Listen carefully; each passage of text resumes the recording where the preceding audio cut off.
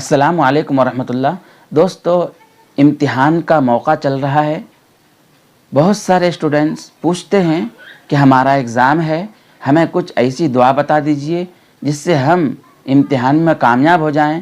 اس دعا کو پڑھنے کے بعد ہم امتحان میں کامیاب ہو جائیں، ہمیں مکمل کامیابی ملے۔ تو دوستو، آج میں آپ لوگوں کو ایک ایسی دعا بتانے جا رہا ہوں کہ جس کو پڑھنے سے اور اس عمل کو کرنے سے انشاءاللہ آپ کو مکمل کامیابی ملے گی۔ اور وہ چھوٹی سی دعا قرآن کی آیت ہے، ربی انی مغلوب فانتصر، ربی انی مغلوب فانتصر۔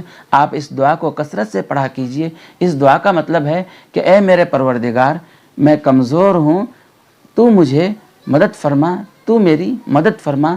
اس دعا کو آپ کثرت سے جب پڑھتے رہیں گے تو انشاءاللہ اللہ تعالیٰ کی مدد نازل ہوگی اور آپ مکمل طریقے سے امتحان میں کامیاب ہو جائیں گے۔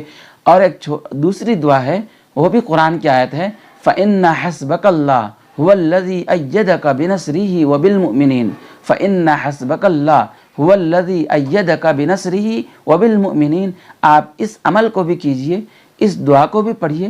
اور اس دعا کو پڑھنے کا طریقہ یہ ہے کہ جب آپ کا ایگزام ہو تو ایگزام سے پہلے، امتحان سے پہلے، امتحان حال میں داخل ہونے سے پہلے آپ اس دعا کو یعنی فَإِنَّ حَسْبَكَ اللَّهُ هُوَ الَّذِي أَيَّدَكَ بِنَصْرِهِ وَبِالْمُؤْمِنِينَ 7 مرتبہ پڑھیں گے، اور اس دعا کو پڑھنے سے پہلے درود شریف پڑھیں گے اور اس دعا کے بعد بھی درود شریف پڑھیں گے۔